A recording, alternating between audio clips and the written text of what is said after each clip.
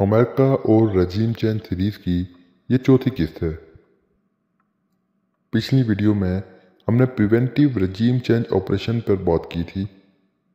आज हम बात करेंगे रजीम चेंज का अमेरिका का तीसरा मॉडल, हार्मोनिक ऑपरेशंस, यानी अपनी बालादस्ती कायम रखने के लिए रजीम चेंज करना। इस सदी को एशिया की सदी कहा जा रहा है। तज्जियाकारों का कहना है कि अब एशिया के ऊपर आने और सुपर पावर बनने की बारी है। ऐसे वक्त में जब चीन दुनिया की उभरती हुई माशी सुपर पावर है, तो इस खित्ते में अमेरिका को ज़्यादा से ज़्यादा ममालिक अपने ज़ेर असर और ज़ेर साया चाहिए। क्या इमरान खान का एब्सोल्युटली नॉट कहना अमेरिका की तौहीन थी? इमरान खान जब से सियासत में आए खुददारी का नारा लगाते रहे, ड्रोन हमलों पर अपना वाज़ेह मौक़िफ़ रखा और अपने दौर में एक भी ड्रोन हमले की इजाज़त नहीं दी। जहां पिछली हुकूमत में 400 से ज़ायद ड्रोन अटैक हो चुके थे।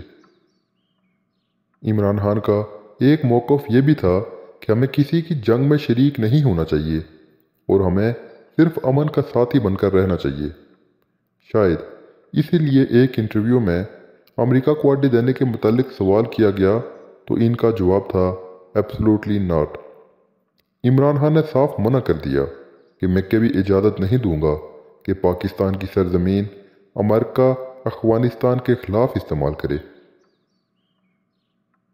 यही वो लम्हा था जब अमेरिका ने इमरान खान के बारे में सोचना शुरू किया, क्योंकि इससे चंद दिन पहले अमेरिकी अखबार में ये खबरें छप चुकी थीं कि अमेरिका पाकिस्तान से अड्डे मांग रहा है।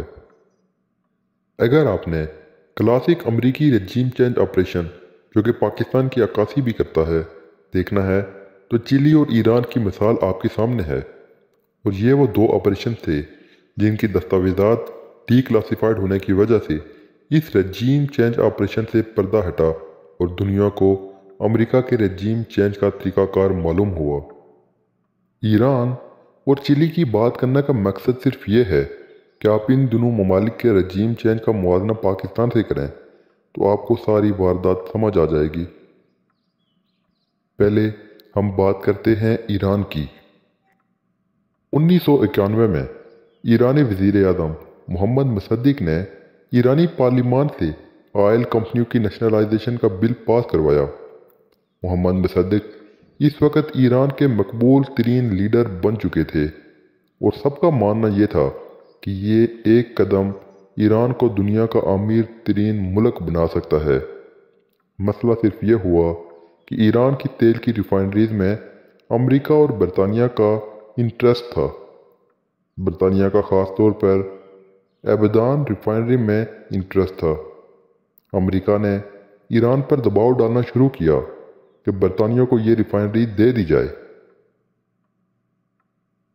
इस सिलसिले में शाह ऑफ ईरान से भी मुलाकातें की गईं, मुख्तलिफ तरीके अपनाए गए, लेकिन जब बात ना बनी तो फिर बना रजीम चेंज ऑपरेशन का मंसूबा कि तेल तो हम लेके रहेंगे, चाहे इसके लिए ईरान के मकबूल तरीन लीडर को ही क्यों ना गिराना पड़े। अमेरिका और बरतानिया ने ईरानी तेल की खरीदारी पर पाबंदियां आयद कर दी। बरतानिया की जानिब से ईरान पर आलमी अदालत में केस भी कर दिया गया। ईरान ने अमेरिका से ताल्लुक ठीक करने की कोशिश भी की, लेकिन इस वक्त बरतानिया नहीं माना। 1953 में ईरान में इलेक्शन होना था। मोहम्मद मुसद्दिक इमरान खान की तरह इस वक्त का पॉपुलर तरीन लीडर था, जो कि एक शफाफ इलेक्शन की सूरत में बाआसानी जीत जाता। मगर इन 2 सालों में बरतानिया ने अपने एजेंट्स और मुल्की मीर जाफरों और मीर सादकों के लिए मुसद्दिक के उम्मीदवार ही खरीदना शुरू कर दिए। बरतानिया ने ईरान में अपना सफारतकार रॉबर्ट ज़ीहस, जो कि दरअसल MI6 का एजेंट था और सफारतकारी के बेस में ईरान में मौजूद था, इसके लिए 15 लाख पाउंड खर्च करके मोहम्मद मुसद्दिक के उम्मीदवार खरीदे। ये रकम बिस्किट के डब्बों में छुपाकर उम्मीदवारों तक पहुंचाई गई। ये तमाम काम इस उम्मीद से किया गया کہ ان کے بندے ایرانی پارلیمان یا مجلس تک پہنچ جائیں گے اور وہ ووٹ کے ذریعے محمد مصدق کو نکال باہر کریں گے، اور ساتھ ہی ساتھ مخالف پارٹی یودھے نے ایرانی افواج میں اپنی راہیں ہموار کرنا شروع کر دیں اور فوج میں لوگ اپنے حق میں تلاش کر کے فوج کی راہ اپنی پارٹی کے حق میں ہموار کر دی۔ اور ویسے ہی جیسا کہ پاکستان میں ہوا، محمد مصدق کے خلاف ایک مکمل آئینی اور قانونی کو کی تیاری مکمل تھی۔ 1953 میں ایرانی تیل پر پابندیوں کے اثرات سامنے تھے، مہنگائی ہو چکی تھی اور عوام بے چین تھی۔ مصدق کے اوپر اس کی کابینہ کے ذریعے حملہ کروایا گیا۔ اس کے بعد مصدق نے اپنے درجنوں سیاسی مخالفین کو جیل میں ڈلوا دیا۔ CIA کی جانب سے شاہ آف ایران کو اشارہ دیا گیا کہ کو کی تیاری کرو، اور پھر آپریشن ایجیکس شروع کیا گیا۔ شاہ نے سب سے مقبول لیڈر مصدق کو ڈسمس کرنے کا فرمان جاری کیا۔ مصدق نے اس کو ماننے سے انکار کر دیا۔ شاہ آف ایران کو مصدق کی جانب سے ایسی امید نہ تھی۔ شاہ آف ایران کو فرار ہونا پڑا۔ پھر CIA اور MI6 کی امید تھی جنرل زاہدی، جو کہ شاہ کی جانب سے مصدق کی جگہ مقرر کیا گیا تھا۔ CIA نے پلان B پر کام شروع کر دیا۔ مختلف افراد جن پر رقوم لگائی گئی تھیں انہوں نے کام شروع کیا۔ ٹوڈے پارٹی کے خریدے ہوئے لوگوں نے متحرک ہو کر مظاہرے شروع کر دیے، جن میں CIA کی جانب سے تشدد کا عنصر بھی شامل کیا گیا۔ جنرل زاہدی اور فوج نے امن و امان کی خاطر کنٹرول سنبھالا اور مصدق کو گرفتار کر لیا گیا۔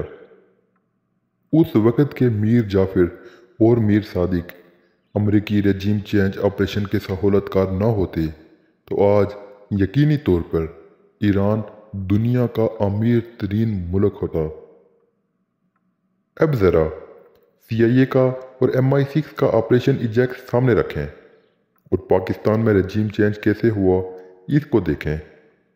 دونوں ممالک میں کام تو آئینی اور قانونی طریقے سے ہوا، سب نے قانون کے مطابق عمل کیا، مگر حالات ایسے بنتے رہے کہ سب کچھ اسکرپٹ کے مطابق ہی ہوا۔